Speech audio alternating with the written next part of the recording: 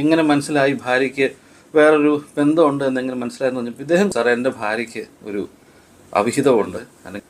ഇയാളുടെ ലൈഫിൽ കഴിഞ്ഞ ഒരു 10-15 വർഷമായിട്ട് യാതൊരുമായ മാറ്റങ്ങളും ഉണ്ടായിട്ടില്ല ലൈഫിൽ. അതേസമയം ആ സ്ത്രീയെ സംബന്ധിച്ചിടത്തോളം 3 ഡെലിവറി, അത് നോർമൽ സിസേറിനായിരുന്നോ നോർമലാണോ എനിക്കറിയില്ല, സിസേറിനാണെന്ന് എന്നോട് പറഞ്ഞെന്ന് തോന്നുന്നു. 3 ഡെലിവറി, ഈ 3 ഡെലിവറി അടുപ്പിച്ചടുപ്പിച്ചുണ്ടായ ഡെലിവറി. ഞാൻ ആദ്യമേ പറഞ്ഞ പോലെ കുഞ്ഞുങ്ങൾ തമ്മിൽ 2 വയസ്സ് 2.5 വയസ്സിൻ്റെ വ്യത്യാസങ്ങളേ ഉള്ളൂ. അടുപ്പിച്ചുണ്ടാകുന്ന ഒരു സ്ത്രീക്ക് ഉണ്ടാകുന്ന 3 ഡെലിവറി, അവർക്ക് അതുകൊണ്ട് ശാരീരികമായി ഉണ്ടാകുന്ന ബുദ്ധിമുട്ട്. രാവിലെ 4:30 ആകുമ്പോൾ എഴുന്നേൽക്കുന്ന സ്ത്രീയാണ്. അടുക്കളയിലെ സഹായത്തിനായിട്ടൊരു ജോലിക്കാരിയില്ല. ആ വീട്ടിലേക്കുള്ള രാവിലത്തെ ബ്രേക്ക്ഫാസ്റ്റും, ഈ 5 പേര് വീട്ടിൽ നിന്ന് പുറത്ത് പോകുന്നു. 3 കുഞ്ഞുങ്ങൾ സ്കൂളിൽ പോകുന്നു, ഈ ഭാര്യയും ഭർത്താവും ജോലിക്ക് പോകുന്നു. ഇവർക്ക് 5 പേർക്കും ഉള്ള പൊതി ഇത് റെഡിയാക്കണം. അച്ഛനും അമ്മയ്ക്കും കഴിക്കാനുള്ള ഉച്ചയ്ക്കുള്ള ഭക്ഷണം ശരിയാക്കണം. ജോലി കഴിഞ്ഞ് ജോലി സ്ഥലത്ത് എന്തോ നല്ല ജോലിയാണ് ആ സ്ത്രീക്ക്.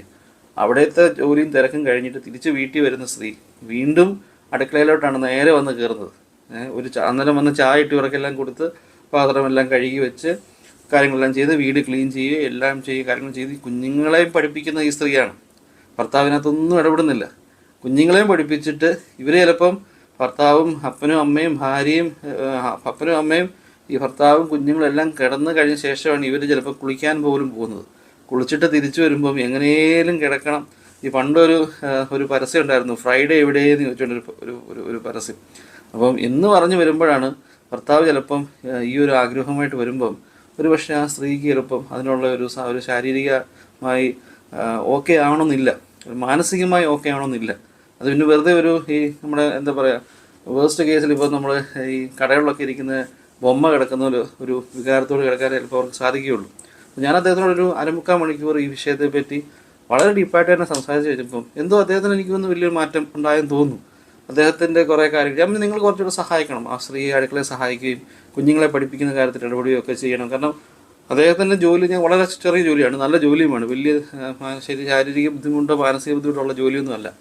അപ്പം ഞാൻ ഇതിനെപ്പറ്റി ഒരു ആർട്ടിക്കിൾ എഴുതിയപ്പം അതിനകത്ത് ഒരുപാട് കമൻസുകൾ വന്നിട്ടുണ്ടായിരുന്നു. അപ്പം ചില എഴുതിനകത്ത് വന്നപ്പോൾ ഇത് നമ്മൾ ഈ പറയുന്ന പോലെയല്ല, എഴുതുമ്പം ഒരുപാട് ചില ആൾക്കാർക്ക് വായിക്കാൻ ഇഷ്ടമല്ല. അപ്പോൾ അതുകൊണ്ട് ഞാൻ വലിയതായിട്ട് എഴുതിയില്ല. അതുകൊണ്ടാണ് ഈ ഒരു വീഡിയോ ഇച്ചിരി ലെന്തിയായിട്ട് തന്നെ ചെയ്തത്. മനസ്സിലാക്കുക, ഇത്ര പ്രശ്നങ്ങൾ അനുഭവിക്കുന്ന ഈ ഒരു ഫാമിലി അല്ല, ഒരുപാട് ഫാമിലി ഉണ്ട്. അവർക്കായിട്ട് ഈ വീഡിയോ ഡെഡിക്കേറ്റ് ചെയ്തു. Thank you.